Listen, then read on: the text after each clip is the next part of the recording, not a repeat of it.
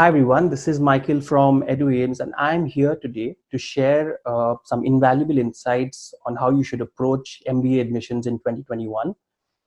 Amidst the coronavirus scare, something that we've been receiving a lot of queries with regard to is how do you go about building a profile? How do you go about approaching your applications? How do you make a standout application if you're looking to apply for an MBA program in fall 2021? So the first question that we need to address is, is this the right time for you to do an MBA at all? It might seem like a good idea, especially if you're not totally settled, if an MBA has been a tick in the box for you, and you're looking forward to riding out the recession during the slump by doing an MBA, which is one of the better options, and then bouncing back upskilled once the recession is over. I will caution you that round one will probably at least be more competitive than other years. In fact, in 2007, when there was a recession, Harvard and UPenn both reported a rise in about 20% of the applicants in round one for the 2008 incoming session. Nonetheless, if you're starting now, you have a good 5 to 6 months in hand, and this is the right time for you to gain a competitive advantage accordingly. Now, one myth is that B schools will probably just look at, I would say, local students, domestic students in that sense. But this is totally incorrect. B schools are definitely wanting international students, just like they've always done. And one validation for this is that they've given a lot of closure. They've given a lot of confidence in terms of how they would stand up for international students. And that's relevant in the kind of support they've been giving for visas, in the kind of support that they've put out, even giving sort of credibility behind students who are applying so that they can fast track their visas through all along. Another myth is that the test scores, which is the GMAT and the GRE scores, aren't going to be that important. Well, I'll burst that bubble, because the test scores are going to be very, very relevant. See, the GMAT score is something that has been used by B schools to validate whether you can handle the big load of the entire MBA program. For many decades, they've been doing that sort of validation now. And the issue is that without a test score, without a standardized test score, they just don't have any sense of, in a way, filtering out quantitatively students who are maybe great at problem solving, and students who just won't be able to handle the course load at all. So GMAT scores will be important. The GMAT has now gone online. They've in fact even introduced a physical whiteboard online.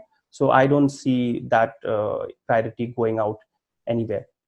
Schools have also started reaching out to individuals in a whole host of ways. They're reaching out to, they're reaching out to alumni members. They're reaching out to faculty.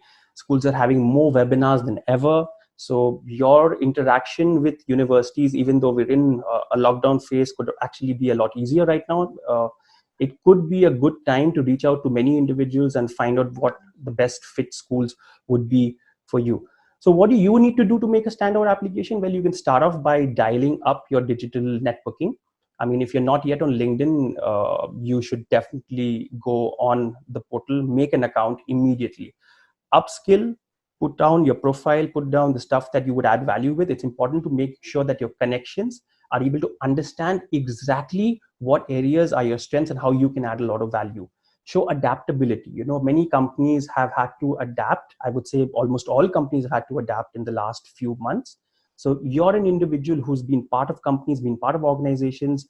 You've had to adapt as well. Most probably, if you're working at an office, you've had to go and adapt home. Make sure you show that adaptability. Show that that sort of interaction and that phase, that this phase has actually made you come out a little stronger than how you've been before. And following on those lines, don't assume a gap on your resume. I mean, let's say if you've been laid off, or you were potentially wanting to get into an internship, or maybe you had a job starting in a couple of months or so, and now you don't have something to look forward to. Don't necessarily assume that the gap is something that universities will not mind. Definitely people will be more sympathetic towards you. I mean, no university is going to expect you to do miracles in the next few months, but it is fair enough to say that they'll want to know how you've used this spare time to, in a way, improve upon yourself.